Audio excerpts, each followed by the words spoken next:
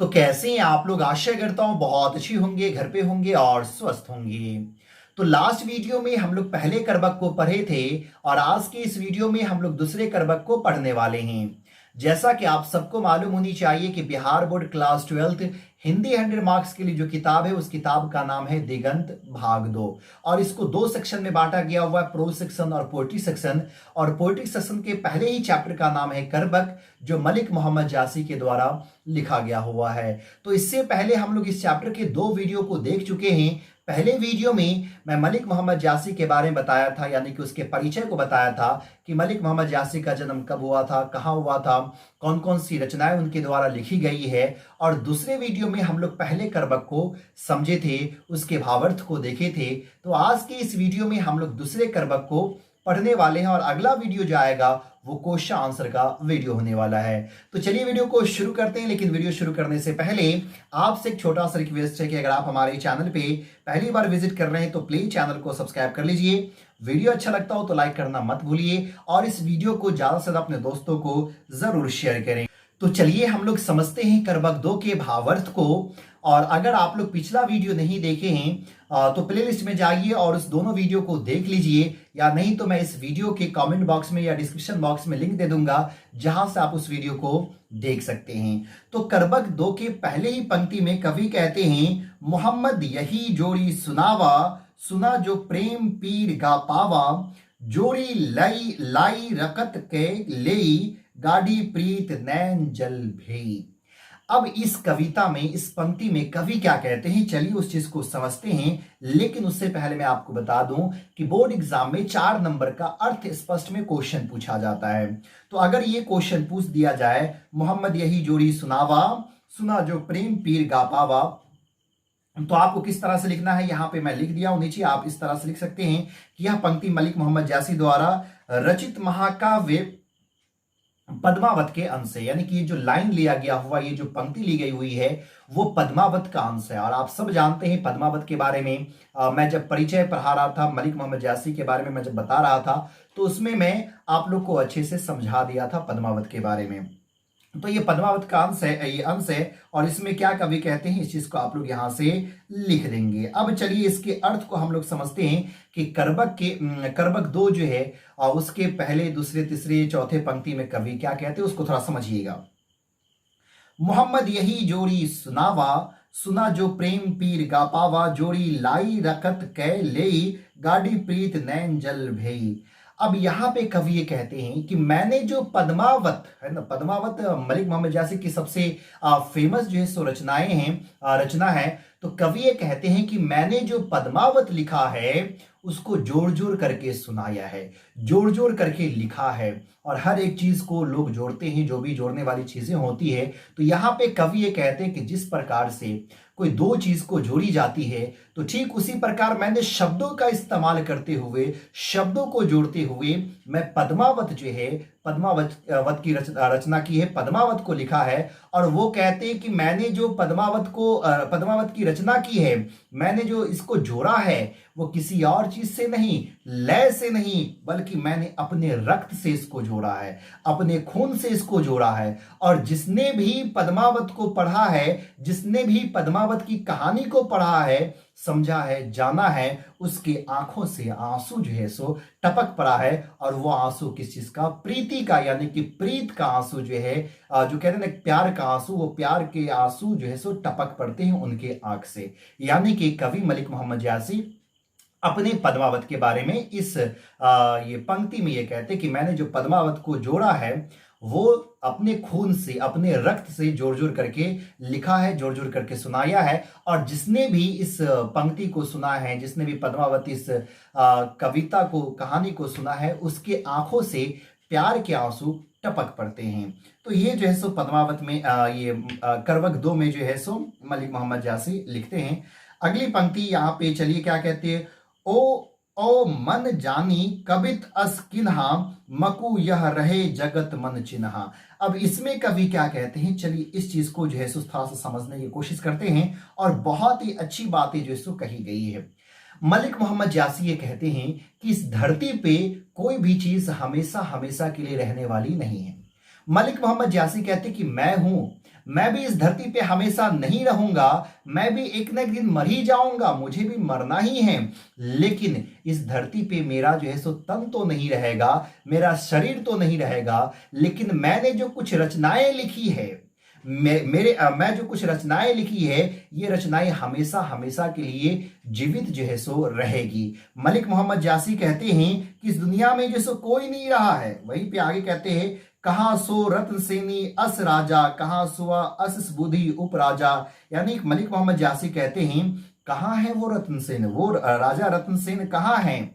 आज वो राजा रत्न सेन भी जो है सो नहीं है। वो सुगा कहाँ है, सुगा मतलब कि तोता, तो वो सुआ कहाँ है, वो सुआ भी नहीं है। जो राजा रत्न सेन के दिमाग में पद्मावती के लिए ऐसी बुद्धि जो है सो उत्पन्न की कि पद्मावती कैसी है, कोई भी नहीं है। राजा रत्न सेन भी नहीं है। राजा रत्न सेन कौन है, जिससे पद्मावती का जो है सो विवाह हुआ था, वही राजा रत्न सेन के बारे में कहा जा रहा है यहाँ पे कि राजा रत्न सेन भी नहीं है, वो सुआ भी नहीं है, वो तोता भी नहीं है। जो ये राजा रतन सेन को पद्मावती के बारे में बताया था, आज कोई नहीं है। कहां है वो अलाउद्दीन सुल्तान, वो अलाउद्दीन सुल्तान भी नहीं है जो पद्मावती के प्यार में पागल हो गया था। आज अलाउद्दीन सुल्तान भी नहीं है। यही चीजें नहीं, अलाउद्दीन सुल्तान भी नहीं है, राघव चेतन भी नहीं है। राघव चेतन कौन है, तो राघव चेतन वही है जिन्होंने पद्मावती के बारे में सुल्तान को बताया था, अलाउद्दीन खिलजी को जैसो, ये अलाउद्दीन को जैसो बताया था। तो आज ना अलाउद्दीन है, नहीं तो ये राजा रतन सेन है, नहीं तो वो तोता है, नहीं तो वो राघव चेतन है। और राघव चेतन के बारे में आप लोग जानते ही होंगे कि राघव चेतन भी जो है सो रतन सेन के ही दरबार में रहा करता था। लेकिन जब उसको निकाल दिया जाता है रतन सेन की दरबार से, तो वो गुस्से में आकर के उससे बदला लेना चाहता राजा रतन सेन से, और वो अलाउद्दीन के पास आकर के पद्मावती के सारी खूबसूरती को जैसो बता देता है। और जैसे ही खूबसूरती को सुनता है, तो ये जो अलाउद्दीन है वो पहुंच जाता है और उसके प्यार में पागल हो जाता है और उसके दरबार में पहुंच जाता है राजा रतन सेन पे, ताकि उसको पद्मावती का दीदार जैसो कर सके, उसको जैसो देख सके। तो कहते हैं ये कोई नहीं है, न राजा रतन सेन है, न वो सुआ है, नहीं तो राघव चेतन है, नहीं तो अलाउद्दीन खिलजी है, नहीं तो पद्मावती है। वो पद्मावती भी नहीं है। पद्मावती जिसके रूप की तारीफ जो है इतनी होती है, जो इतनी खूबसूरत हुआ करती थी, इतनी सुंदर हुआ करती थी, आज वो पद्मावती भी नहीं है। सब के सब जो है सो चले गए, कोई भी इस संसार में नहीं रहे, केवल उनकी कहानियां ही जो है सो बची रह गई। तो इन सब की जो कहानियां हैं, राजा रतन सेन की या राघव चेतन की, सुल्तान अलाउद्दीन की, या फिर जो है सो पद्मावती की, वो सब के सब तो चले गए, लेकिन उसकी कहानियां ही बची रह गई है। तो ठीक इसी प्रकार इस दुनिया में कोई भी इंसान हमेशा के लिए नहीं रहने वाला है। वो एक ना एक दिन जाएगा ही इस दुनिया से, उसकी खूबसूरती भी खत्म हो जाएगी, उसके जो एक कहते हैं बदन होता है वो भी खत्म हो जाएगा। लेकिन अगर कुछ इस धरती पे बचा हुआ रहेगा, तो उसके द्वारा किया गया हुआ अच्छा काम, अगर आप कुछ अच्छा काम करके जाते हैं, तो आप हमेशा के लिए जीवित रह जाएंगे। जैसे महात्मा गांधी कहते हैं ना कि जियो ऐसे जैसे मानो कल मरना है, जियो ऐसे मानो कल मरना है, लेकिन कुछ ऐसा करो मानो हमेशा के लिए जीवित रहना है। तो यही कहते हैं, सब इंसान को मरना है, सब इंसान खत्म हो जाएंगे, लेकिन उसके द्वारा किए गए अच्छे काम इस दुनिया में बचे रहेंगे। चलिए आगे जो है सो आगे हम लोग अगले पंक्ति को देखते हैं। धनी सो पुरुष जस कीर्ति जासु, फूल मरे पै मरे ना बासु। अब इस चीज को समझिएगा, क्या कहते हैं मलिक मोहम्मद जासी कहते हैं, वह इंसान, वह पुरुष धन्य है जिसकी कृति और प्रतिष्ठा इस संसार में है। यानी कहते हैं कि वह इंसान बहुत धन्य है जिसके मरने के बाद भी उसकी कृति हो, उसकी रचनाएं हो, उसकी प्रतिष्ठा हो, इस धरती पे बचा हुआ वो इंसान धन्य है। ठीक उसी प्रकार वो इंसान तो मर गया, लेकिन उसके कृति की वजह से, उसकी प्रतिष्ठा की वजह से वो इंसान अभी भी जीवित है। जिस प्रकार से एक पेड़ से फूल को तोड़ तो दिया जाता है, फूल तो मुरझा जाता है, लेकिन उसका सुगंध जो है, उसकी खुशबू जो है वो बची ही रह जाती है। तो ठीक उसी प्रकार वो इंसान धन्य जो मर करके भी अपने प्रतिष्ठा को, अपने कृति को जिंदा रखे हुआ है, और उसकी वजह से उसका नाम जो है सो जिंदा है। चलिए अगले पंक्ति की तरफ बढ़ते हैं। लास्ट और आखिरी ये पंक्ति है।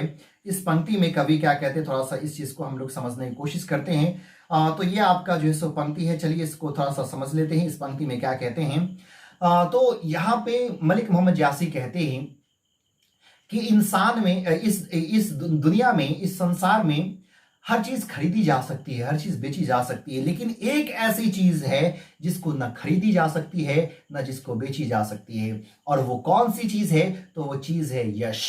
लेकिन यश जो है, यश को नहीं खरीदी जा सकती है। प्रसिद्धि है कि नहीं, कहते प्रसिद्धि इसको नहीं खरीदी जा सकती। इज्जत जो कहते हैं ना, मान सम्मान, इसको खरीदी नहीं जा सकती है। जो कहते हैं यश जिसको कहते हैं, इसको कभी भी कोई भी इंसान नहीं खरीद सकता है, कभी भी नहीं खरीद सकता है। कवि कहते हैं कि जो मेरे कलेजे के खून से रचित कहानी को पढ़ेगा वह हमें 2 शब्द में याद रखेगा। तो कवि यही कहते हैं कि मेरा भी यश जो है ना, वो इसी वजह से बचा हुआ कि मैं जो कविता लिखा है, मैंने जो कहानियां लिखी है, मैंने जो रचनाएं लिखी है, अगर उस रचना को, उस कविता को, उस कहानी को अगर कोई पढ़ता है, कि अगर कोई पढ़ता है तो वो हमें 2 शब्द में जरूर याद रखेगा।